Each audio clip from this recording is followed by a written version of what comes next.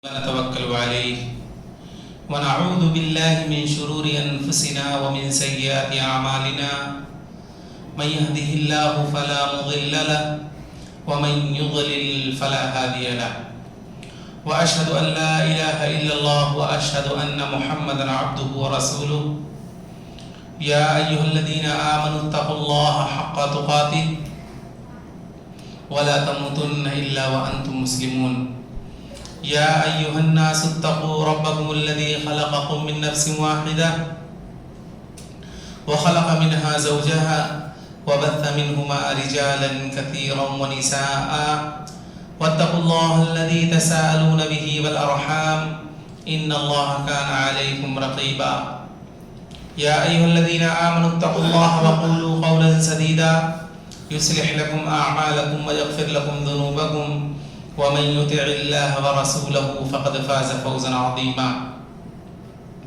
أما بعد فإن خير الحديث كتاب الله وخير الهدي هدي محمد صلى الله عليه وسلم وشر الأمور محدثاتها وكل محدثة بدعة وكل بدعة ضلالة وكل ضلالة في النار أعوذ بالله من الشيطان الرجيم بسم الله الرحمن الرحيم إن هذا القرآن يهدي للتي هي أقوم ويبشر المؤمنين الذين يعملون الصالحات أن لهم أجرا كبيرا وأن الذين لا يؤمنون بالآخرة أعتدنا لهم عذابا أليما. حاضرین مجلس، دینی و ملی بھائیوں، ہر طرح کی تعریف، حمد و ثنا، بڑائی، بزرگی، عظمتوں کی بریائی اللہ رب العالمین کے لیے ہے. اللہ رب العالمین کے بھیجے ہوئے تمام انبیاء علیہم الصلاۃ والتسلیم پر درود و سلام نازل ہوں، خصوصاً اللہ کے آخری نبی جناب محمد رسول اللہ صلی اللہ علیہ وسلم پر. محترم بھائیوں، سورہ بنی اسرائیل کی دو آیت میں نے آپ کے سامنے پڑھی ہے. اللہ رب العالمین ارشاد فرماتا ہے کہ ان ھذا القرآن یہدی للتی ہی اقوم، کہ قرآن مجید اس راستے کی طرف بلاتا ہے، اس راستے کی رہنمائی کرتا ہے جو سب سے سچا اور سیدھا راستہ ہے. وَيُبَشِّرُ الْمُؤْمِنِينَ الَّذِينَ يَعْمَلُونَ الصَّالِحَاتِ ان لہم اجرا کبیرا، کہ قرآن کریم بشارت دیتا ہے ان مومنوں کو جو عمل صالح کرتے ہیں کہ ان کے لیے بہت بڑا اجر تیار کیا گیا ہے.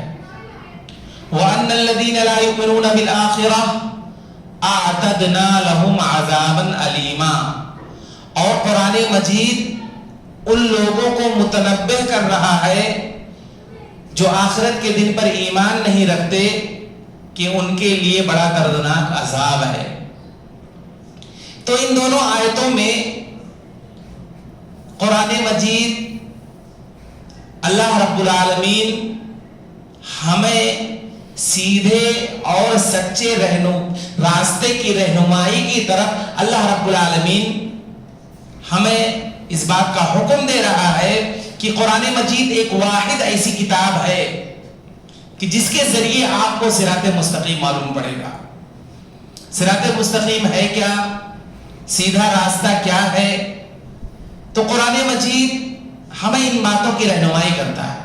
اور اگر آپ قرآن مجید کو پڑھیں گے، قرآن مجید کو سمجھنے کی کوشش کریں گے، قرآن مجید میں غور کریں گے، قرآن مجید میں تدبر کریں گے، تو آپ کو پتا چلے گا کہ قرآن مجید صرف ایک مسائل پر نہیں، ایک چیز پر نہیں، مختلف پہلو پر آپ کی رہنمائی کرتا ہے. قرآن مجید ہمیں بتاتا ہے کہ ہمارا دین کیسا ہونا چاہیے. قرآن مجید ہمیں بتاتا ہے کہ ہمارا قانون کیسا ہونا چاہیے. قرآن مجید ہمیں بتاتا ہے کہ ہمارا نظام حیات کیسا ہونا چاہیے. قرآن مجید ہمیں بتاتا ہے کہ ہمارا کلچر اور ہماری تہذیب کیسی ہونی چاہیے.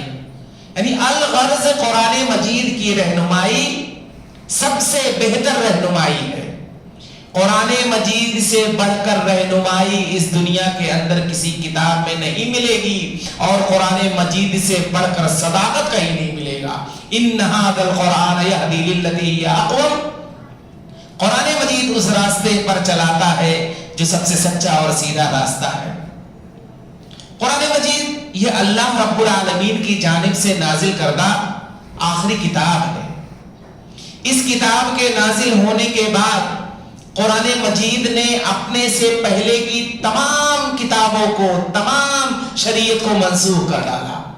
قرآن مجید کے نازل ہونے کے بعد توریت کی شریعت منسوخ، قرآن مجید کے نازل ہونے کے بعد انجیل کی شریعت منسوخ، قرآن مجید کے نازل ہونے کے بعد زبور کی شریعت منسوخ۔ اب رہنما کتاب ہے تو قرآن مجید، صحیفہ ہدایت ہے تو قرآن مجید، ذخیر ہدایت ہے تو قرآن مجید۔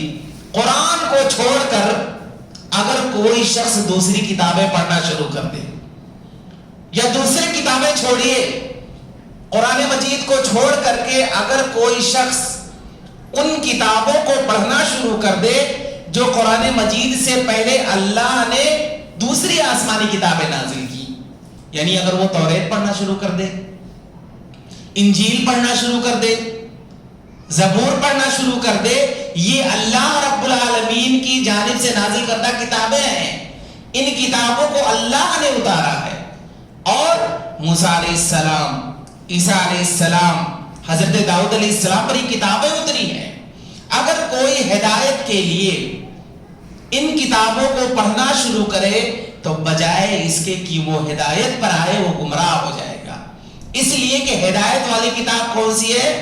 قرآن مجید ہے۔ اللہ نے اس کتاب کو ہدایت کے لیے نازل کیا ہے۔ قرآن مجید کی ایک خصوصیت اور آپ دیکھیں کہ قرآن مجید یہ اللہ رب العالمین کی جانب سے بہت بڑا معجزہ بھی ہے۔ نبی کریم صلی اللہ علیہ وسلم کے سچے نبی ہونے کی دلیل ہے۔ آپ صلی اللہ علیہ وسلم اللہ کے پیغمبر ہیں۔ اللہ رب العالمین نے آپ کو بہت سارے معجزات عطا کیے۔ بعض روایتوں میں آتا ہے کہ اللہ کے نبی صلی اللہ علیہ وسلم کو 1000 معجزے دیے گئے، بعض روایتوں میں آتا ہے کہ اللہ کے نبی صلی اللہ علیہ وسلم کو 3000 معجزے دیے گئے، لیکن سب کا یہ متفقہ فیصلہ ہے کہ اللہ کے نبی صلی اللہ علیہ وسلم کو جتنے بھی معجزات دیے گئے ان تمام معجزوں میں سب سے بڑا معجزہ جو ہے یہ قرآن مجید ہے۔ معجزہ کسے کہتے ہیں؟ میں ایک مثال آپ کو دیتا ہوں۔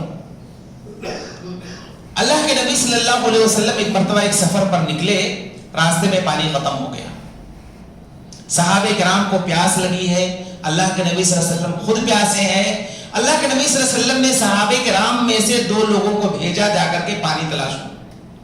وہ دونوں نکلے، راستے میں ایک مشرکہ عورت سے ملاقات ہو گئی، وہ ایک مٹکے میں پانی لے کر جا رہی تھی۔ ان دونوں نے کہا کہ ہمیں پیاس لگی ہے، تھوڑی پانی کی ضرورت ہے، آپ ہمیں دے دیجئے۔ اس نے دیکھا کہ یہ دونوں پیاسے ہیں، اس نے اپنا پورا مشکیزہ، پورا مٹکا تھما دیا، کہا لے جاؤ پی لو۔ وہ دونوں اس مٹکے کو لے کر کے اللہ کے نبی صلی اللہ علیہ وسلم کے پاس آتے ہیں۔ اب اللہ کے نبی صلی اللہ علیہ وسلم دیکھتے ہیں کہ صحابہ کرام کی تعداد تقریباً 100 سے زائد ہے، سب کو پیاس لگی ہے، سب کو پانی کی ضرورت ہے، پانی ہے ہی نہیں، اور پانی ملا بھی تو تھوڑا سا۔ اللہ کے نبی صلی اللہ علیہ وسلم نے اس مٹکے کے اندر اپنی انگلی کو ڈالا، اللہ رب العالمین کے حکم سے اللہ کے نبی صلی اللہ علیہ وسلم کی اس انگلی سے چشمہ پھوٹا، اور اس قدر پانی نکلا، اس قدر پانی نکلا، اللہ کے نبی صلی اللہ علیہ وسلم نے اس موقع پر اعلان کیا، کہا کہ جسے پانی کی ضرورت ہے، جسے پیاس لگی ہے وہ پی لے، جسے پانی جمع کرنا ہے وہ جمع کر لے، جسے غسل کرنا ہے وہ غسل کر لے، جسے کپڑے دھونا ہے وہ دھو لے۔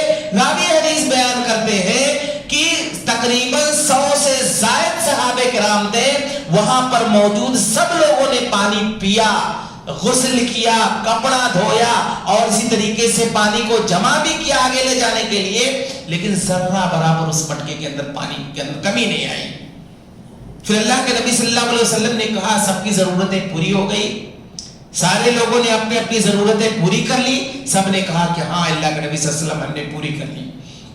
اللہ کے نبی صلی اللہ علیہ وسلم اس بھرے ہوئے مٹکے کو اس مشرکہ عورت کو دے دی.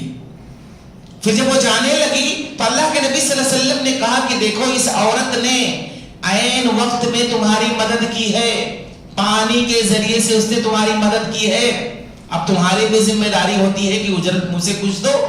صحابہ کرام میں جس کے پاس جو کچھ تھا, کسی کے پاس کھجور تھا, کسی کے پاس ستو کا آٹا تھا, جس کے پاس جو کچھ تھا وہ دے کر کے اسے روانہ کر دیا. جب وہ چلی گئی, اس کے بعد لمبا واقعہ ہے, بہت اختصار سے میں بتاؤں گا کیونکہ یہ میرا ٹاپک نہیں ہے. وہ جب چلی گئی تو اللہ کے نبی صلی اللہ علیہ وسلم نے صحابہ کرام کو وصیت اور نصیحت کیا, کہا کہ دیکھو اس عورت نے عین وقت میں تمہیں پانی دے کر کے اس نے تمہاری مدد کی ہے. اب اس کے احسان کا بدلہ تم نے جو کچھ دیا تو یہ احسان کا بدلہ مکمل طور سے تم نے نہیں چکایا ہے. تمہارے پاس جو کچھ تھا اس نے تم کو دے دیا. اللہ کے نبی صلی اللہ علیہ وسلم نے وصیت کیا, کہا کہ دیکھو یہ عورت کہاں رہتی ہے, یہ عورت جس بھی گاؤں میں رہتی ہے, اگر تمہارے اور کافروں کے درمیان کبھی جھڑپ ہو جائے, کبھی لڑائی جھگڑے کی نوبت بھی آ جائے, تو تم اس عورت کی بستی پر کبھی حملہ مت کرنا. روایت کے اندر آتا ہے کہ جب وہ اپنے گاؤں گئی اور اس نے کئی لوگوں کو جمع کیا اور وہ کہتی ہے جیتکم من عند اسحر الناس, اے لوگوں میں بہت بڑے جادوگر کے پاس سے ہو کر آ رہی ہوں. اس نے معجزے کو دیکھا اور پانی کی کثرت کو دیکھا اس مٹکے سے نکلتے ہوئے, چونکہ اللہ کے نبی صلی اللہ علیہ وسلم کی جانب سے معجزہ صادر ہوا تھا, تو اس معجزے کو جادو کہہ رہی ہے. اس کے بعد پھر اس نے اللہ کے نبی صلی اللہ علیہ وسلم کی تعریف, صحابہ کرام کی تعریف, اور وہ کہہ رہی ہے کہ میرے مٹکے میں سے پانی بھی کم نہیں ہوا اور اجرت کے طور پر ان لوگوں نے مجھے بہت کچھ سامان دے دیا. گاؤں والے سے سب کچھ بتاتی ہے. اور اللہ کے نبی صلی اللہ علیہ وسلم صحابہ کرام کو چونکہ وصیت بھی کر گئے تھے کہ اس عورت کی بستی پر مسلمان کبھی تم حملہ مت کرنا. وہ دیکھ رہی ہے کہ مسلمانوں اور کافروں میں مدبھیڑ ہے, لڑائیاں ہو رہی ہیں, ایک دوسرے پر حملے ہو رہے ہیں. وہ کہہ رہے کہ میرا گاؤں اس چیز سے محفوظ کیوں ہے. پھر بعد میں اچانک اس کو یاد آتا ہے تو وہ گاؤں والوں سے کہتی ہے کہ دیکھو یہ محمد صلی اللہ علیہ وسلم, انہوں نے ایک مرتبہ میں نے ان کی مدد کی تھی, یہ لوگ پیاسے تھے, تو مجھے ایسا لگ رہا ہے کہ یہ لوگ احسان کا بدلہ چکا رہے ہیں, یہی وجہ ہے کہ میرا گاؤں محفوظ ہے. تو گاؤں والوں نے کہا یہ روایت صحیح ہے. گاؤں والوں نے کہا کہ جب معاملہ ایسا ہے کہ محمد صلی اللہ علیہ وسلم ان کے ساتھی اتنے اچھے ہیں کہ ایک تم نے تھوڑی سی پانی کے ذریعے سے مدد کر دیا, تو وہ تمہارے اوپر احسان کا بدلہ ایسا چکا رہے ہیں کہ ہمارے گاؤں پہ حملہ نہیں ہو رہا ہے, ہمارا گاؤں محفوظ ہے. روایت کے اندر آتا ہے کہ پورا گاؤں مسلمان ہو گیا تھا. تو یہ احسان کا بدلہ یہ ایک الگ ٹاپک ہے کہ نبی کریم صلی اللہ علیہ وسلم کا غیر مسلموں کے ساتھ احسانات اور سلوک کیا ہے, لمبا ٹاپک ہے.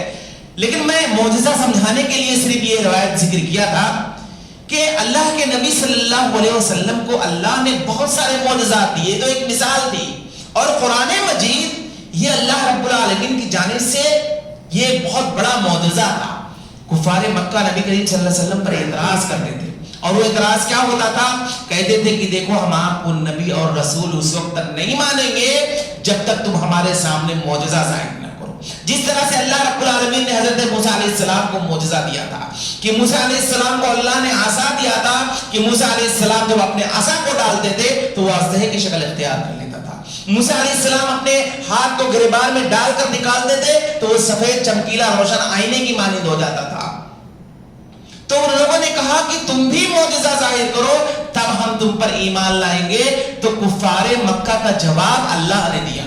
قرآن کریم کی آیت کریمہ اتری اور قرآن کریم میں اللہ رب العالمین نے کہا وَقَالُوا لَوْلَا أُنزِلَ عَلَيْهِ آيَاتٌ مِّن رَّبِّهِ أَوَلَمْ يَكْفِيهِمْ أَنَّا أَنزَلْنَا عَلَيْكَ الْكِتَابَ يُتْلَىٰ عَلَيْهِمْ. کہ اے لوگو, اے محمد صلی اللہ علیہ وسلم, یہ لوگ آپ سے معجزات مانگ رہے ہیں, موسیٰ علیہ السلام جیسا عصا مانگ رہے ہیں, موسیٰ علیہ السلام جیسا ید بیضا مانگ رہے ہیں. حیرت ہے ان کے عقلوں پر, حیرت ہے ان کے عقلوں پر کہ قرآن مجید جیسا زندہ معجزہ ان کے سامنے موجود ہے اور اس کی آیتیں صبح و شام ان کے سامنے پڑھی جاتی ہیں، قرآن مجید کی تلاوت ان کے سامنے کی جاتی ہے، اور قرآن مجید کی اس آیت کریمہ کو سن کر کے یہ معجزہ آپ سے مانگ رہے ہیں، اللہ نے کہا کہ ان کے اس سوال پر حیرت ہے اور ان کے اس مطالبے پر حیرت ہے۔ یعنی گویا کہ قرآن کریم یہ اللہ رب العالمین کی جانب سے یہ بہت بڑا معجزہ ہے۔ اب جب یہ قرآن معجزہ ہے تو ظاہر ہے اس کا اثر بھی ہوگا۔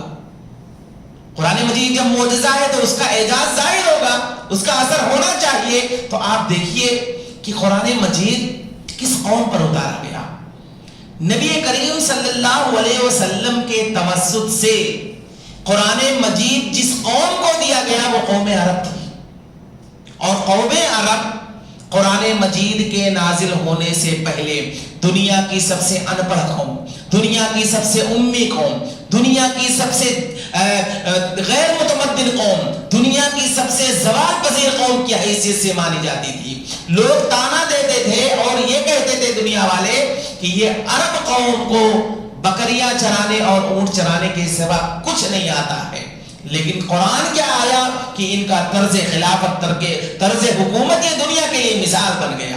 آپ دیکھیے قرآن مجید جب ان پر اتارا گیا، نبی کریم صلی اللہ علیہ وسلم کے توسط سے قرآن کریم انہیں ملا، اور قرآن مجید کو پا کر کے یہ لوگ قرآن مجید کے احکامات پر عمل کرنے لگے، قرآن مجید کے مطابق زندگی گزارنے لگے، قرآن مجید کے تقاضوں کو ان لوگوں نے پورا کرنا شروع کیا۔ قرآن مجید کا معجزہ اس طرح سے ظاہر ہوا کہ 50 سال سے قلیل سی مدت میں یہ قوم دنیا کی امام بن گئی۔ ایک وقت یہ تھا کہ لوگ اسے بکریاں چرانے اور اونٹ چرانے کے لیے تانا دیتے تھے، لیکن چند سالوں کے اندر ان لوگوں نے قرآن مجید کو اپنا لیا، اس کے مطابق زندگی گزارنے لگے، دنیا کے امام بن گئی یہ قوم۔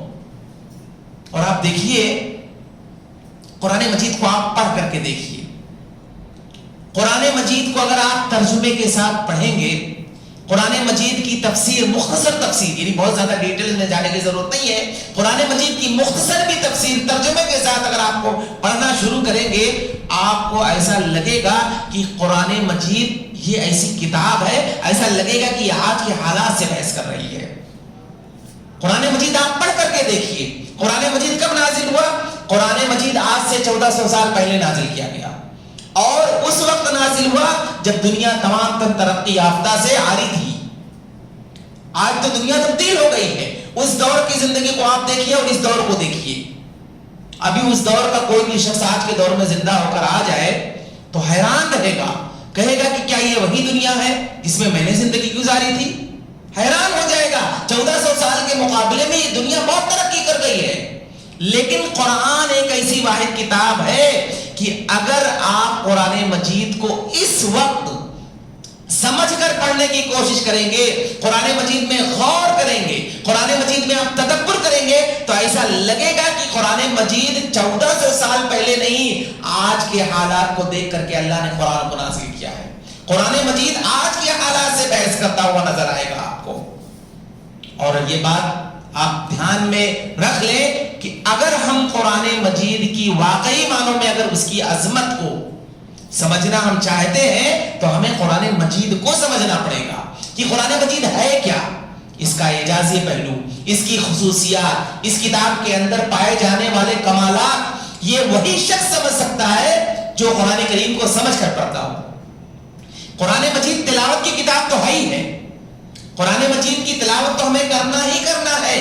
قرآن مجید کی تلاوت اگر ہم کریں گے تو ایک آیت پر ہمیں 10 نیکیاں ملیں گی ہی ملیں گی، اور اللہ رب العالمین چاہے تو بڑھا چڑھا کر ہمیں دے گا۔ لیکن قرآن مجید اصلاً تلاوت کے لیے نازل نہیں کی گئی ہے۔ قرآن مجید یہ تلاوت کے لیے اللہ نے نہیں اتارا ہے، قرآن مجید یہ ہدایت والی کتاب ہے۔ اللہ نے کہا کہ اس کتاب کے ذریعے سے تمہیں ہدایت اللہ رب العالمین دے گا۔ اس قرآن کریم کو تم پڑھو، سمجھو، تلاوت بھی کرو اور سمجھ کر پڑھنے کی کوشش کرو۔ ایک مشہور تابعی ہیں، ان کا نام یہاں پر ذکر ہے کہ وہ قرآن مجید کو علامہ قرطبی رحمۃ اللہ علیہ، علامہ قرطبی تو خیر بات کے ہیں، ایک تابعی گزرے ہیں، وہ قرآن مجید کو احنف بن قیس رحمۃ اللہ علیہ ایک تابعی گزرے ہیں، قرآن مجید کو پڑھ رہے تھے، تو قرآن مجید کو پڑھتے پڑھتے وہ سورہ انبیاء کی اس آیت کریمہ پر پہنچے لقد انزلنا الیکم کتابا فیہ ذکرکم افلا تعقلون کہ اللہ رب العالمین نے تمہارے لیے ایک ایسی کتاب اتاری ہے فیہ ذکرکم جس میں تمہارے لیے نصیحت کا سامان ہے. اب فیہ ذکرکم کی تفسیر مفسرین نے دو کی ہے.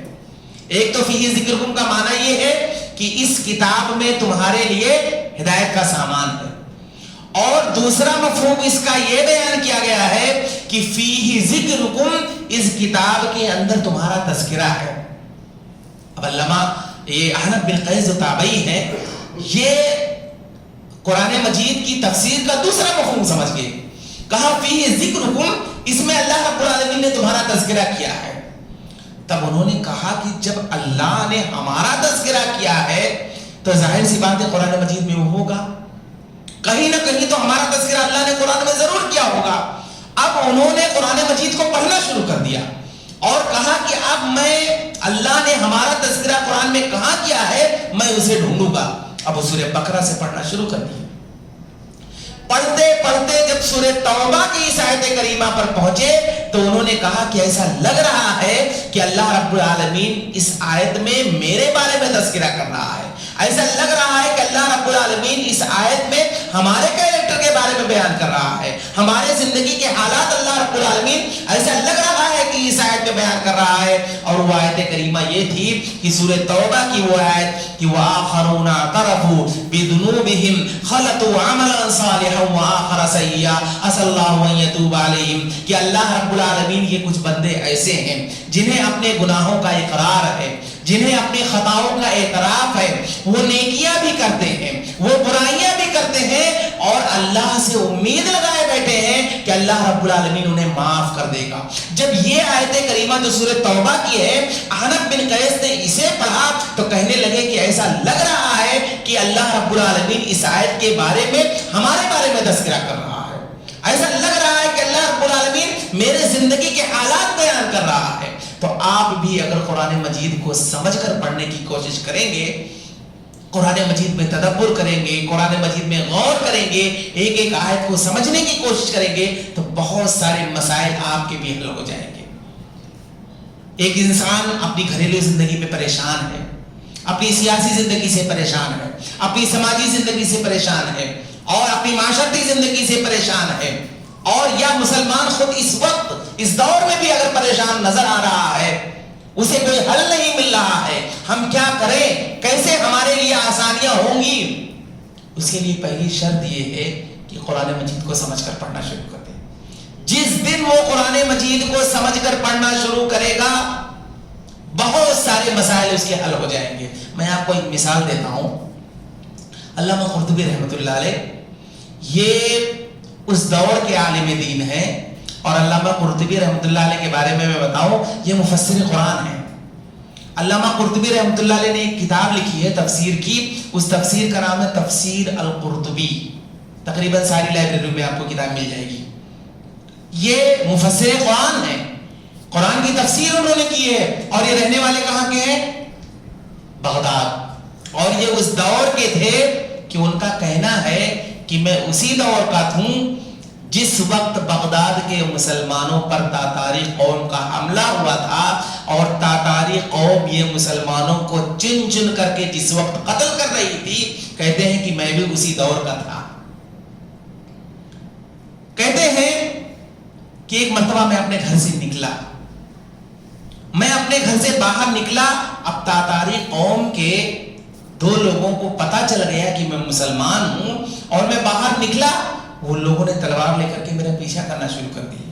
اور بغداد کا واقعہ آپ سب جانتے ہیں, بہت مشہور واقعہ ہے کہ اس دور میں مسلمانوں کا ان لوگوں نے ایسا قتل عام کیا تھا کہ تاتاری قوم کی ایک عورت کو بھی اگر پتا چل جاتا تھا کہ اس گھر میں مسلمان ہے تو وہ اپنے گھر سے تلوار لے کر کے لا کے ان کو قتل کر دیتی تھی. یعنی مکمل طور سے بغداد کے اندر مسلمانوں کا صفایا ہو گیا تھا. بعد میں وہی تاتاری قوم مسلمانوں کا صفایا کرنے کے بعد اسلام قبول کری, اور جو پہلے کے مسلمان تھے ان سے اچھے من کی تاتاری قوم تھی. پوری تفصیل ہے, آپ پڑھیے. علامہ قرطبی لکھتے ہیں مقدمے کے اندر اپنا واقعہ, کہتے ہیں کہ جیسے ہی میں باہر نکلا تاتاری قوم کے دو لوگ مجھے تلوار لے کر کے میرے پیچھے آنے لگے. جب مجھے احساس ہو گیا، جب مجھے پتا چلا کہ یہ لوگ مجھے قتل کرنے والے ہیں، اسی وجہ سے میرے پیچھے آ رہے ہیں، کہتے ہیں میں بھاگنا شروع کیا۔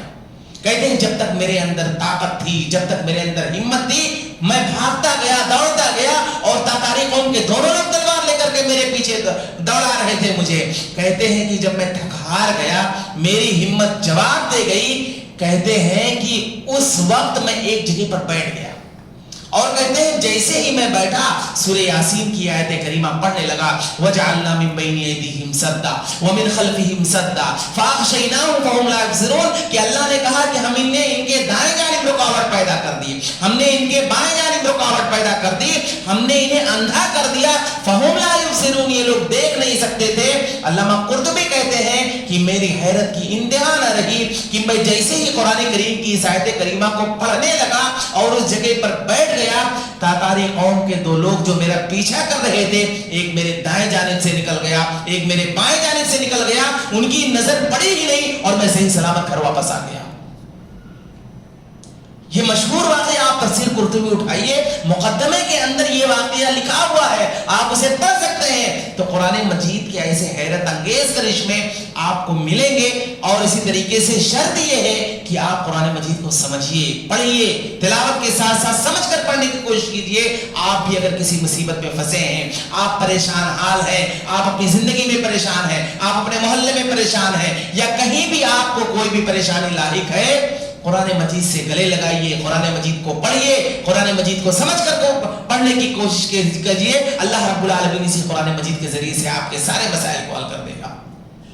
اور قرآن مجید کی ایک خصوصیت یہ بھی ہے کہ قرآن مجید یہ اللہ رب العالمین نے جو نازل کیا تھا، یہ نبی کریم صلی اللہ علیہ وسلم کو حکم ہوا تھا کہ آپ اس کتاب کے ذریعے سے تبلیغ بھی کیجیے، اسی کتاب کے ذریعے سے آپ لوگوں کو اسلام کی طرف بلائیے۔ وہ لوگ جو جہنم کی طرف جانے والے ہیں، جہنم کی طرف بڑھ رہے ہیں، انہیں جنت کی طرف بلائیے۔ وہ لوگ جو اللہ کو چھوڑ کر کے غیر اللہ کی عبادت کر رہے ہیں، انہیں اللہ رب العالمین کی جانب بلائیے۔ جو لوگ جھوٹے ہیں انہیں سچا بنائیے، جو لوگ خیانت کرتے ہیں انہیں امانت دار بنائیے، جن کے اخلاق بگڑ چکے ہیں اس قرآن کریم کے ذریعے سے انہیں اخلاق والا بنائیے۔ تو قرآن کریم اللہ رب العالمین نے جو نازل کیا اس کا مقصد یہ تھا کہ اس کتاب کے ذریعے سے آپ تبلیغ کیجیے۔ اور قرآن مجید کی خصوصیت یہ بھی ہے کہ قرآن مجید اللہ کے نبی صلی اللہ علیہ وسلم کی کیریکٹر، آپ صلی اللہ علیہ وسلم کی جو زندگی تھی، آپ صلی اللہ علیہ وسلم کی زندگی کے حالات بھی اللہ رب العالمین نے اس قرآن کریم کے اندر ذکر کیا ہے۔ اور قرآن مجید بسا اوقات ایسا بھی ہوتا تھا کہ اللہ کے نبی صلی اللہ علیہ وسلم پریشان ہو جاتے تھے جب آپ صلی اللہ علیہ وسلم تبلیغ کرتے تھے، لوگوں کو سمجھاتے تھے، دعوت دیتے تھے، تو بسا اوقات ایسا بھی ہوتا تھا کہ اللہ کے نبی صلی اللہ علیہ وسلم غمزدہ ہو جاتے تھے۔ آپ صلی اللہ علیہ وسلم اللہ رب العالمین سے آپ نے شکایت کیا، کہا اللہ رب العالمین، یہ جو میرے رشتہ دار ہیں، جو میرے اعزاء اور میرا اقربا ہیں، یہ مجھے گالیاں دیتے ہیں، یہ مجھے پریشان کرتے ہیں، یہ مجھے مارنے کے لیے آتے ہیں، تب مجھے زیادہ تکلیف ہوتی ہے۔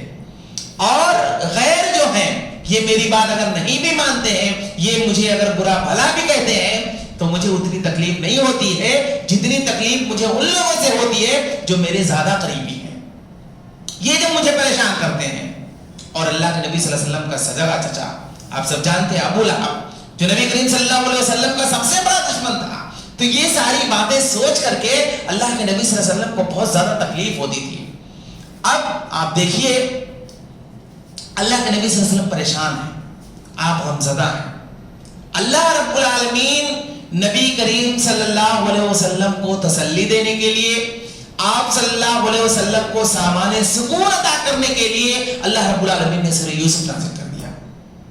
سورہ یوسف نازل کرنے کے بعد اللہ رب العالمین نے نبی کریم صلی اللہ علیہ وسلم کو تسلی دینا شروع کیا۔ اور سورہ یوسف آپ پڑھیں گے تو سورہ یوسف کے اندر اللہ رب العالمین نے حضرت یوسف علیہ السلام کا واقعہ بیان کیا، اور نبی کریم صلی اللہ علیہ وسلم کو تسلی دیتے ہوئے کہا کہ اے نبی صلی اللہ علیہ وسلم، آپ غمزدہ نہ ہو، آپ کو پریشان ہونے کی ضرورت نہیں ہے، آپ کو مایوس ہونے کی ضرورت نہیں ہے، یہ آپ کے ساتھ ایسا معاملہ نہیں ہے، بلکہ آپ سے پہلے اور بھی نبی گزرے، یہ حضرت یوسف علیہ السلام کو دیکھ لیجیے، یوسف علیہ السلام ان کے سگے بھائیوں نے بچپن ہی کے اندر ان پر کس قدر ظلم و تشدد کی آگ برسائی. ان کے سگے بھائیوں نے بچپن ہی میں ان کے باپ حضرت یعقوب علیہ السلام سے یوسف علیہ السلام کو جدا کر دیا.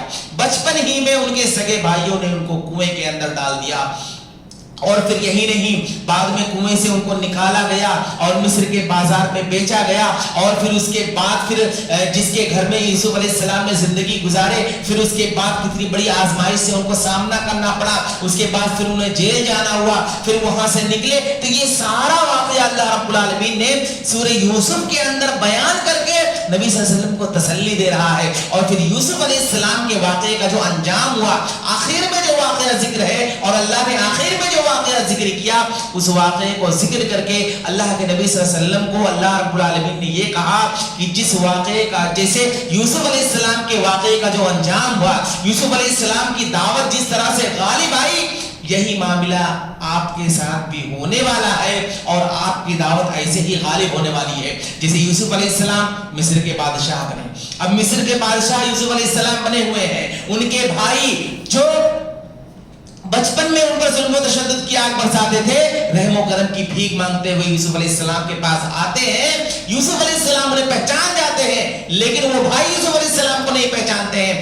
تو یوسف علیہ السلام نے جو بات اپنے بھائیوں سے اس موقع پر کہا تھا لا تثریب علیکم اليوم یغفر اللہ لکم, کہ آج تم پر کوئی سرزنش نہیں کی جائے گی, آج تم سے کوئی بدلہ نہیں لیا جائے گا, جاؤ اللہ رب العالمین تمہیں معاف کرے. یوسف علیہ السلام نے اپنے بھائیوں کو معاف کر دیا تھا. اللہ رب العالمین نے نبی صلی اللہ علیہ وسلم کو یہ پیغام دیا, کہا کہ یوسف علیہ السلام کے واقعے کا جو انجام ہوا, یوسف علیہ السلام کی دعوت جس طرح سے غالب آئی, یہی آپ کے ساتھ بھی ہونے والا ہے. آپ دیکھیے مکہ کے اندر کافروں نے نبی کریم صلی اللہ علیہ وسلم پر ظلم و تشدد کی آگ برسائی, انہیں پریشان کیا, اور یہاں تک کہ مکہ سے نکلنے کے لیے انہیں مجبور بھی کر دیا گیا. لیکن معاملہ وہی ہوا کہ ایک دن اللہ رب العالمین نے نبی کریم صلی اللہ علیہ وسلم اور صحابہ کرام کی جب مدد آئی, اور صحابہ کرام مکہ کے اندر جوق در جوق جب داخل ہو کر کے خانہ کعبہ کے پاس جب کھڑے ہیں, تو جس طرح سے یوسف علیہ السلام کے سگے بھائی وہیں پر کھڑے ہو کر کے رحم و کرم کی بھیک مانگ رہے تھے, ویسے ہی کفار مکہ نبی صلی اللہ علیہ وسلم اور آپ کے اصحاب کے سامنے کھڑے ہو کر کے بھیک مانگ رہے تھے, رحم و کرم کی بھیک مانگ رہے تھے. تو جو یوسف علیہ السلام نے اس موقع پر اپنے بھائیوں کے سامنے کہا تھا, نبی صلی اللہ علیہ وسلم نے بعین ہی وہی بات کفار مکہ سے کہا تھا, لا تثریب علیکم اليوم, کہ آج تم پر کوئی سرزنش نہیں ہوگی, آج تم سے کوئی بدلہ نہیں لیا جائے گا, جاؤ تم سب کے لیے عفو عام ہے.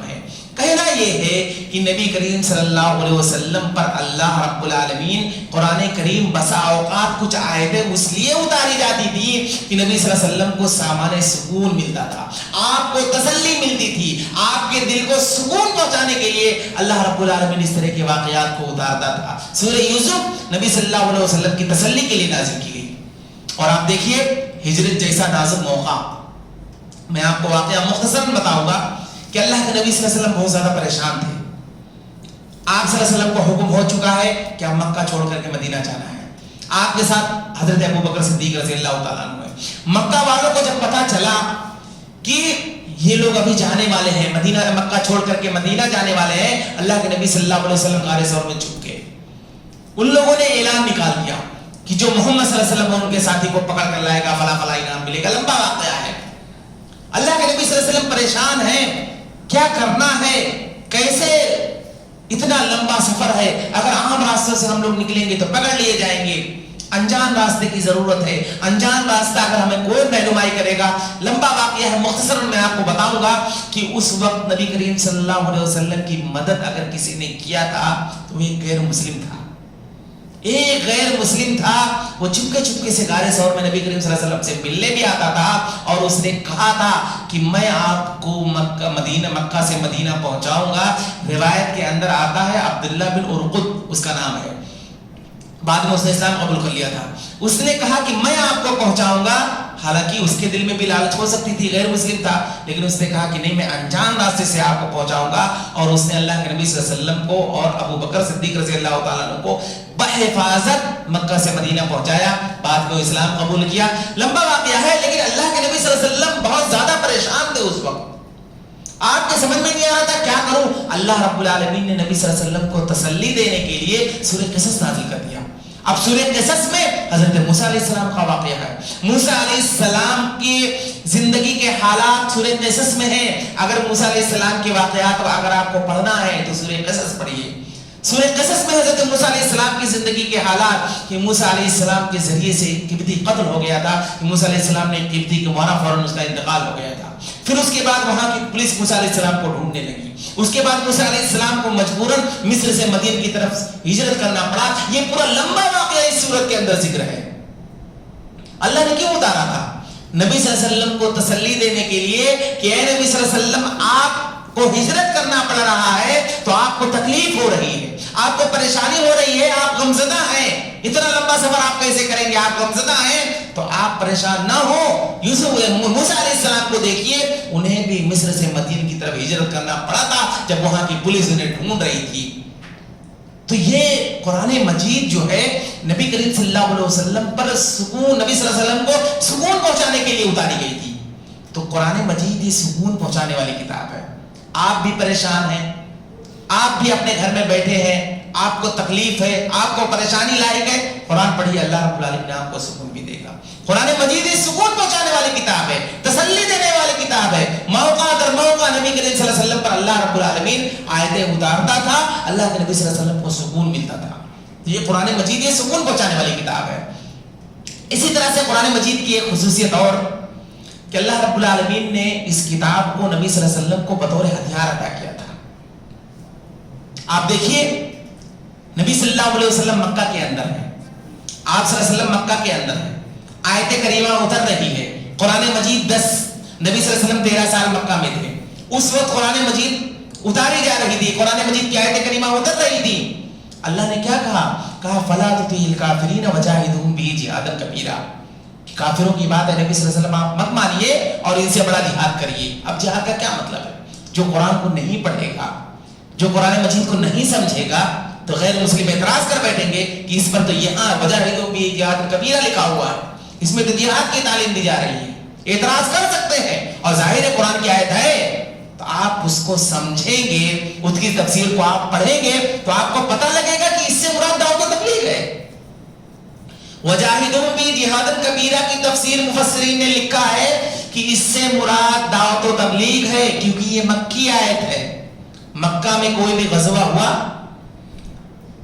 13 साल मक्का अल्लाह के नबी सल्लल्लाहु अलैहि वसल्लम मक्का में रहे। क्या कोई ऐसी रिवायत मिलती है कि सहाबी, जितने लोग इस्लाम कबूल उस दौर में किए थे, क्या कभी किसी सहाबी ने किसी गैर मुस्लिम पर हाथ उठाया? किसी भी सहाबी ने किसी गैर मुस्लिम को मारा? किसी भी सहाबी ने किसी गैर मुस्लिम को कुछ कहा? या नबी सल्लल्लाहु अलैहि वसल्लम 13 साल की जिंदगी में कभी आपने किसी को कुछ कहा? यह आयत करीमा मक्की है, और इस आयत करीमा में इस आयत से मुराद दावत व तबलीग है। यानी आप अपना दिफा इस किताब के जरिए से कीजिए। आप देखिए, जबकि मक्का के अंदर वहां जुल्म था, वहां ज्यादती थी, वहां सरकशी थी, वहां इज़ारिसानियां थी, वहां बड़े बड़े चैलेंजेस थे। वहां अबू जहल था, वहां अबू लहब था, वहां नज़र बिन हारिस था, वहां वलीद बिन मुगीरा था, वहां दुश्मनियां थी, वहां अदावतें थी, वहां नफरतें थी। अल्लाह ने कहा इन सब का अगर मुकाबला तुमको करना है तो इस कुरान के जरिए से करिए। मैं आपको एक वाकया बताऊं। उतबा, ये मक्का का सरदार था, ये गुफ्तगू बहुत अच्छी करता था, इसकी जबान के अंदर बहुत सलासत थी, बातें करने में बहुत माहिर था, अपनी बात मनवा लेता था। अल्लाह ने इसकी जबान में इतनी सलासत दी थी कि मतलब बहुत सारे लोग होते हैं जब गुफ्तगू करने बैठते हैं ऐसा लगता है यही हक पर है, चाहे वो नाहक पर हो, लेकिन गुफ्तगू करने का जो अंदाज होता है, जब वो बोलना शुरू करते हैं, अपनी बातें पेश करने लगते हैं, ऐसा लगता है यही सच्चे हैं। बहुत सारे लोगों के अंदर ये खूबियां होती हैं। तो उतबा, इसकी जबान के अंदर सलासत थी, बहुत ही अच्छी गुफ्तगू करता था। मक्का वालों ने एक दिन प्लान बनाया, कहा कि ऐसा करते हैं कि मोहम्मद सल्लल्लाहु अलैहि वसल्लम के पास इस उतबा को भेजते हैं और ये जाकर के उनसे गुफ्तगू करेगा, और उतबा अगर जाएगा तो कोई ना कोई रिजल्ट जरूर लेकर के आएगा। उतबा नबी करीम सल्लल्लाहु अलैहि वसल्लम के पास आता है। उतबा कहता है कि मोहम्मद सल्लल्लाहु अलैहि वसल्लम, देखो हमारे दरमियान तुम्हारी कितनी इज्जत थी, आखिर तुमने अपनी सारी इज्जत गंवा बैठे, आखिर तुम चाहते क्या हो? جب سے تم نے مکہ کے اندر اسلام اور توحید کی بات کی، مکہ کے اندر اختلاف برپا ہو گیا، میاں بیوی میں اختلاف ہو گیا، بھائی بھائی میں اختلاف ہو گیا، والدین اولاد میں اختلاف ہو گیا.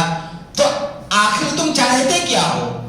کیوں ایسا کر رہے ہو؟ اور ہم تو تمہاری سب سے زیادہ عزت کرنے والے تھے، اپنی عزت کو ہمارے درمیان ختم کیوں کر رہے ہو؟ دیکھو میں ایک آفر لے کر کے آیا ہوں، اگر تم اپنے اس دعوت سے باز آ جاؤ گے تو یہ پورا مکہ، پورے مکے کی جانب سے میں آفر لے کر کے آیا ہوں، تم کو ہم عرب کا بادشاہ بنا دیں گے. اور اگر تمہیں دولت چاہیے تو ہم تمہارے قدموں میں دولت کا دریا بکھیر دیں گے. اور اگر تمہارا مقصد کسی خاتون سے شادی کرنے کا ہے تو عرب کی سب سے خوبصورت لڑکی سے ہم تمہارا نکاح کر دیں گے. اتنی بڑی بڑی باتیں آفر پہ آفر نبی کریم صلی اللہ علیہ وسلم کے سامنے کھڑے ہو کر کے دے رہا ہے. اللہ کے نبی صلی اللہ علیہ وسلم خاموشی سے اس کا جواب سن رہے ہیں، اس کی ساری گفتگو سن رہے ہیں. اللہ کے نبی صلی اللہ علیہ وسلم نے کہا کہ تمہاری بات پوری ہو گئی؟ اس نے کہا کہ ہاں میری بات مکمل ہو گئی. اللہ کے نبی صلی اللہ علیہ وسلم نے کہا کہ اب میرا جواب سنو. اب اللہ کے نبی صلی اللہ علیہ وسلم نے اپنی گفتگو کے ذریعے سے اس کی گفتگو کا جواب آپ نے نہیں دیا. آپ صلی اللہ علیہ وسلم چاہتے تھے اس نے لمبی چوڑی تقریر آپ کے سامنے کی، آپ بھی لمبی چوڑی تقریر اس کے سامنے کر سکتے تھے. اللہ کے نبی صلی اللہ علیہ وسلم نے اس کی گفتگو کا جواب اپنے گفتگو سے نہیں دیا. جب بات اس کی مکمل ہو گئی، بات اس کی پوری ہو گئی، اللہ کے نبی صلی اللہ علیہ وسلم نے کہا کہ اب تم میرا جواب سنو. اللہ کے نبی صلی اللہ علیہ وسلم اس کے سامنے قرآن پڑھنا شروع کر دیے. حامیم سورہ فصلت پڑھنے لگے. پڑھتے پڑھتے جب قرآن کریم کی اس آیت کریمہ پر پہنچے کہ فَإِنْ أَعْرَضُوا فَقُلْ أَنذَرْتُكُمْ صَاعِقَةً مِثْلَ صَاعِقَةِ عَادٍ وَثَمُودَ، کہ نبی صلی اللہ علیہ وسلم آپ ان کافروں سے کہہ دیجئے کہ اگر انہوں نے آپ کی بات نہیں مانی تو ان کا وہی انجام ہوگا جو قوم عاد اور قوم سمود کا اللہ نے کیا ہے. اور عتبہ کو اچھی طرح سے پتا تھا. نبی صلی اللہ علیہ وسلم جیسے ہی اس آیت کریمہ پر پہنچے فوراً اس نے اپنا ہاتھ نبی صلی اللہ علیہ وسلم کے منہ پر رکھ دیا اور کہا بس کرو محمد بس کرو. وہ پتا تھا، اس کو معلوم تھا کہ قوم عاد اور قوم سمود کا اللہ نے انجام کیا کیا ہے، اس کو اچھی طرح سے پتا تھا. اور اسے یہ بھی پتا تھا کہ نبی صلی اللہ علیہ وسلم جو بات کہہ رہے ہیں یہ ہو کر رہے گی. خاموش ہوا، اپنے سر کو جھکایا اور وہاں سے چلتا بنا. قوم والے منتظر تھے، مکہ والے ایک جگہ پر بیٹھ کر کے انتظار کر رہے تھے کہ عتبہ ابھی کوئی نہ کوئی رزلٹ تو ضرور لے کر کے آئے گا. مکہ والے دیکھ رہے ہیں عتبہ اپنے سر کو جھکائے ہوئے اور اپنے چہرے کو بنائے ہوئے مکہ والوں کے سامنے پہنچتا ہے. مکہ والے اس کا اترا ہوا چہرہ دیکھ کر کہتے ہیں کہ عتبہ کو دیکھو، یہ تو محمد کا جادو اس پر بھی چڑھ گیا ہے. نبی کریم صلی اللہ علیہ وسلم نے اسے برا بلا کہا، آپ نے اسے کچھ ڈانٹا نہ. آپ صلی اللہ علیہ وسلم نے اپنی گفتگو کے ذریعے سے اسے جواب دیا، نہ آپ صلی اللہ علیہ وسلم نے اسے کچھ کہا. صرف آپ صلی اللہ علیہ وسلم اس کے سامنے قرآن پڑھ رہے ہیں. اسی لیے میں نے کہا کہ یہ قرآن کریم ایک دفاع والی کتاب ہے. وہ چیلنج لے کر کے آیا تھا اور لوگ یہ سمجھ رہے تھے کہ ابھی یہ نبی صلی اللہ علیہ وسلم پر غالب ہو جائے گا. اللہ کے نبی صلی اللہ علیہ وسلم نے اس کے سامنے چند آیتیں پڑھی، اس کی حالت خراب ہو گئی. تو مکہ کے اندر یہ آیت کریمہ جو اتاری جاتی تھی، اللہ رب العالمین نے کہا کہ اس کتاب کے ذریعے سے آپ اپنا دفاع کریے. تو قرآن مجید یہ دفاع والی کتاب ہے. آپ بھی کسی شخص کو اگر آپ تبلیغ کریں، کسی کو اسلام کی جانب بلائیں یا جو متاثر ہو، تو اگر آپ اپنی گفتگو اس کو کر کے اپنے انداز میں اسے سمجھائیں گے، وہ آپ کی بات اتنی توجہ سے نہیں سنے گا. لیکن آپ قرآن کی عربی الفاظ کو پڑھیں گے اور دھیان سے سنے گا اور اس کا اثر بھی اس پر ہوگا. تو قرآن مجید یہ اللہ رب العالمین کی جانب سے نازل کردہ جو کتاب تھی، اس کی بہت ساری خصوصیت تھی. اسی طریقے سے قرآن مجید کی ایک خصوصیت اور ہے کہ اسی طریقے سے قرآن مجید کی جو بہت سارے احکامات ہیں، آپ کو یہ کرنا ہے، آپ کو وہ کرنا ہے. تو قرآن مجید کی یہ ایک تعلیمات جو ہمیں اللہ رب العالمین نے دیا ہے وہ یہ کہ قرآن مجید کے احکامات پر ہمیں عمل کرنا ہے، قرآن مجید کی تعلیمات پر ہمیں عمل کرنا ہے. قرآن مجید کو تلاوت بھی کرنا ہے، قرآن مجید کو سمجھ کر بھی پڑھنا ہے، قرآن مجید میں غور کرنا ہے، تدبر کرنا ہے. اور اس کے ساتھ ساتھ جب آپ تدبر کریں گے، غور کریں گے، تو بہت ساری تعلیمات آپ کو خود سمجھ میں آ جائے گی. اس میں سے ایک تعلیم اتحاد و اتفاق کی بھی ہے. آپس میں مل جل کر رہنے، آپس میں ایک ساتھ رہنے، آپس میں ایک دوسرے کے ساتھ مل جل کر کے اللہ رب العالمین نے اس کی بھی ہمیں تعلیم دی ہے. آپ نے کہا، اللہ رب العالمین نے قرآن میں کہا وَاعْتَصِمُوا بِحَبْلِ اللَّهِ جَمِيعًا وَلَا تَفَرَّقُوا، کہ اے لوگو تم اللہ رب العالمین کی رسی کو مضبوطی سے پکڑو. اور یہ ایک ایسی تعلیم ہے کہ دین اسلام میں قرآن مجید کے متعدد مقامات پر اللہ رب العالمین نے اس کی تعلیم ہمیں دی ہے. اور اسی طریقے سے یہی قرآن مجید کے اندر اگر آپ پڑھیں گے تو قرآن مجید کے اندر اللہ رب العالمین نے ایک دوسرے کو بھائی بھائی بھی قرار دیا ہے. قرآن مجید ہی نے ایک دوسرے کا ساتھی اللہ رب العالمین نے قرار دیا ہے کہ سب ایک دوسرے کے ساتھی ہیں, ایک دوسرے کے بھائی بھائی ہیں, لہٰذا انہیں اختلاف نہیں کرنا چاہیے, آپس میں مل جل کر رہنا چاہیے, آپس میں ایک دوسرے سے محبت قائم کرتے رہنا چاہیے. اللہ کے نبی صلی اللہ علیہ وسلم نے کہا وَكُونُوا عِبَادَ اللَّهِ إِخْوَانًا, اے اللہ کے بندو تم بھائی بھائی بن کر رہو. عرب کا دور وہ تھا جب قرآن کریم نہیں اتارا گیا تھا, تو ایسے موقع پر لوگوں کے درمیان عصبیتیں تھیں, لوگوں کے اندر جہالت ایسی تھی کہ وہ لوگ ایک دوسرے سے چھوٹی چھوٹی چیزوں کو لے کر کے ایسا اختلاف کرتے تھے کہ حتیٰ کہ جانوروں کے مسئلے کو لے کر کے, جانوروں کا بھی اگر کوئی مسئلہ ہو جاتا تھا تو اس جانوروں کے مسئلے کو لے کر کے آپس میں تلواریں نکل پڑتی تھی. قبیلے تھے, خاندان تھے, لیکن اس کے باوجود معمولی باتوں سے لے کر کے وہ لوگ لڑائی جھگڑا شروع کر دیتے تھے. لیکن اسلام آیا, قرآن مجید اتارا گیا, تو قرآن مجید کے اندر جہاں بہت ساری تعلیمات دی گئی ہیں ان میں سے ایک اہم تعلیم یہ تھی کہ تم بھائی بھائی بن کر رہو, آپس میں ایک دوسرے سے دشمنی نہ کرو, آپس میں متحد بن کر کے رہو. قرآن مجید نے اس بات کی تعلیم دی ہے. اللہ رب العالمین, اللہ کے نبی صلی اللہ علیہ وسلم کہتے ہیں لا فضل لعربی ولا عجمی ولا لعجمی علی عربی ولا لاحمر علی اسود الا بالتقوی, کہ کسی عجمی کو کسی عربی پر کوئی فضیلت نہیں ہے, نہ کسی عربی کو کسی عجمی پر کوئی فضیلت ہے, نہ کسی گورے رنگ کے شخص کو کسی کالے پر فضیلت ہے, نہ کسی کالے کو کسی گورے پر فضیلت ہے, الا بالتقوی, فضیلت کا میدان ہے. آپس میں ایک دوسرے سے مقابلے کا اگر میدان ہے تو وہ تقوی کا میدان ہے, تقوی کا میدان ہے. اگر تم ایک دوسرے سے مقابلہ کرنا چاہتے ہو, ایک دوسرے سے تم آگے بڑھنا چاہتے ہو, تو تم تقوی میں آگے بڑھو. اللہ رب العالمین نے اس بات کی ہمیں تعلیم دی ہے. اور اللہ کے نبی صلی اللہ علیہ وسلم نے ہر اس چیز کو جس سے جاہلیت کی بو آ رہی ہو, یا اسی طریقے سے خاندان اور قبیلے کو لے کر کے لوگ آپس میں الگ الگ کنبے اور قبیلے بنا کر کے جو الگ الگ رہنے کی کوشش کر رہے ہیں, اللہ کے نبی صلی اللہ علیہ وسلم نے ان ساری چیزوں کا خاتمہ کر دیا. آپ دیکھیے غزوہ بنی مصطلق کا موقع ہے, اللہ کے نبی صلی اللہ علیہ وسلم غزوے سے واپس ہو رہے تھے کہ آپ صلی اللہ علیہ وسلم نے صحابہ کرام کو لے کر کے ایک جگہ آپ نے پڑاؤ ڈالا, آرام فرمانے کے لیے لیٹ گئے. مہاجرین اور انصار میں سے ایک شخص کا جھگڑا ہو گیا, دونوں میں سے آپس میں, ظاہر سی بات ہے انسان ہے, بشری تقاضے کے خاطر کسی مسئلے کو لے کر کے اختلاف کر لیے. اب آپس میں جب لڑنے لگے تو مہاجرین میں سے ایک شخص کھڑا ہوا اور اس نے کہا یا المہاجر, کیا ہے مہاجرین کی جماعت, آؤ ہماری مدد کرو. ادھر سے انصاری صحابی میں سے ایک شخص کھڑے ہو گئے, وہ اپنے انصاریوں کو پکارنے لگے کہ اے انصار کی جماعت آؤ ہماری مدد کرو. راوی حدیث کہتے ہیں کاد الفریقان ان یقتتلا, معاملہ یہ تھا کہ دونوں لوگ آپس میں لڑ پڑتے, جھگڑ پڑتے. کسی نے اللہ کے نبی صلی اللہ علیہ وسلم کو آواز دی, اللہ کے نبی صلی اللہ علیہ وسلم نے یہ دیکھا کہ مہاجر یہ اپنی جماعت والوں کو پکار رہا ہے, انصار کا وہ شخص یہ اپنی جماعت والوں کو پکار رہا ہے. اللہ کے نبی صلی اللہ علیہ وسلم وہاں سے بھاگے. راوی حدیث کہتے ہیں کہ اللہ کے نبی صلی اللہ علیہ وسلم نے اپنے چادر کو لپیٹا بھی نہیں, گھسیٹتے ہوئے اللہ کے نبی صلی اللہ علیہ وسلم آپ وہاں پہنچے. پھر معاملے کو آپ نے دیکھا, پھر آپ نے لوگوں کو سمجھایا, بجھایا, جھگڑے کو ختم کرایا. جھگڑے کو ختم کرانے کے بعد اللہ کے نبی صلی اللہ علیہ وسلم نے کہا افبداب الجاہلیت وانا بین ظہرانیکم, کیا تم لوگوں نے ابھی سے جاہلیت کی پکارنا شروع کر دیا اور میں ابھی تمہارے درمیان موجود ہوں؟ ابھی کل میں نے تمہارے درمیان اختلاف کو ختم کیا ہے, ابھی کل میں نے تم کو بھائی بھائی بنایا ہے, ابھی کل میں نے تم دو لوگوں کو آپس میں ایک دوسرے کا ساتھی بنایا ہے, اور ابھی میں تمہارے درمیان موجود ہوں اور تم لوگ جاہلیت کی پکار رہے ہو. اب اللہ کے نبی صلی اللہ علیہ وسلم نے جو جاہلیت کی پکارنے کی بات کہی, جبکہ مہاجر یہ کسی قبیلے کا نام نہیں ہے, انصار یہ کسی خاندان کا نام نہیں ہے, مہاجر یہ اللہ رب العالمین کا دیا ہوا نام ہے, انصار یہ اللہ رب العالمین کا دیا ہوا نام ہے. اور وہ دونوں صحابی کسی خاندان اور کسی قبیلے کا نام لے کر کے نہیں پکار رہے تھے, لیکن شریعت اسلامیہ نے ہر اس چیز کا خاتمہ کر دیا ہے جس سے اختلاف کی بو آ رہی ہو.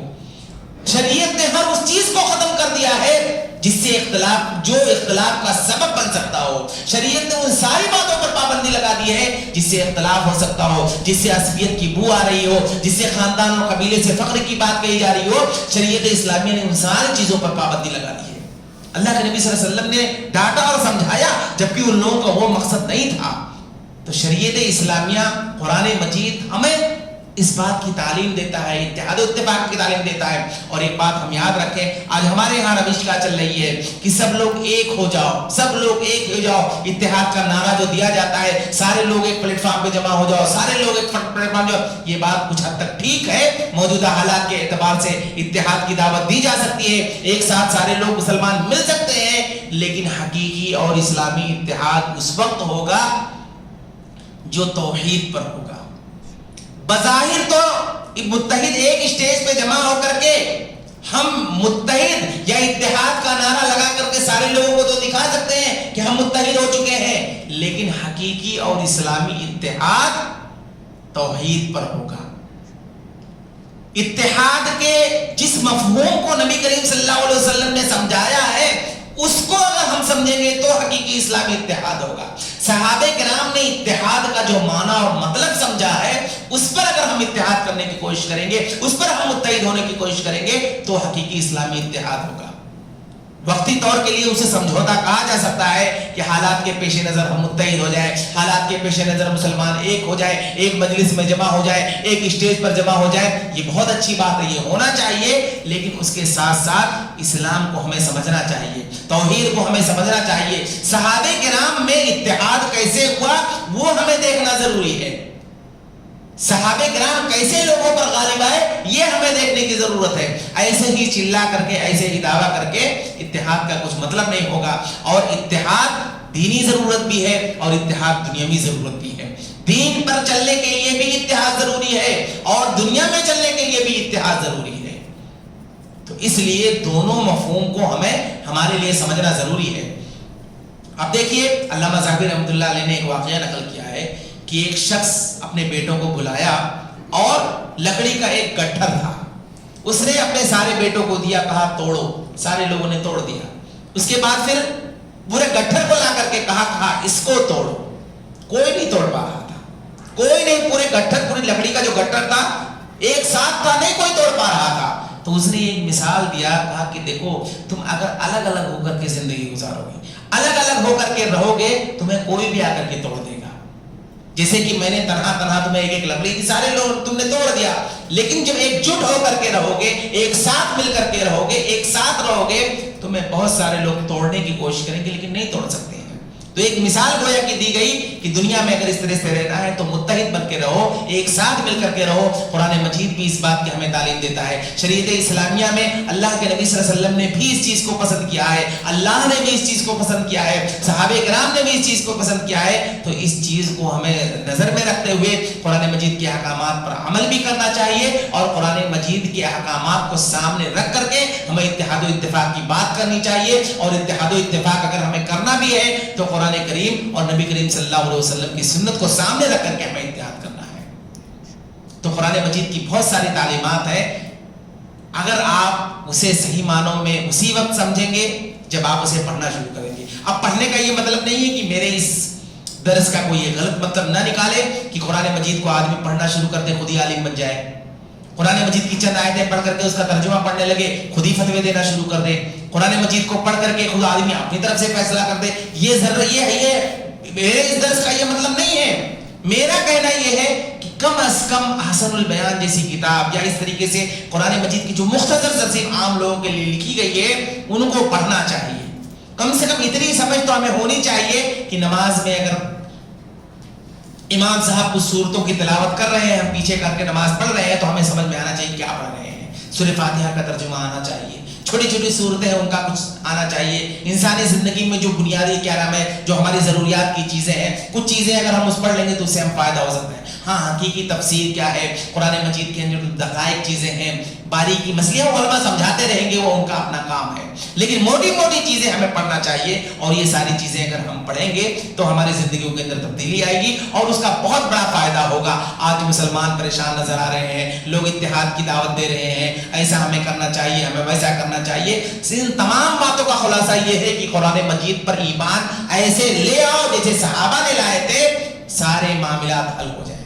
خود اللہ نے قرآن مجید کے اندر کہا ہے، اللہ نے وعدہ کیا ہے، آپ 18واں پارہ پڑھیے، 18واں پارے کے اندر اللہ نے وعدہ کیا ہے اللہ تمہیں فتح بھی دے گا, اللہ تمہیں غالب بھی کرے گا, اللہ رب العالمین تمہیں حکومت بھی عطا کرے گا, سب کچھ اللہ رب العالمین دینے کے لیے تیار ہے. شرط کیا ہے؟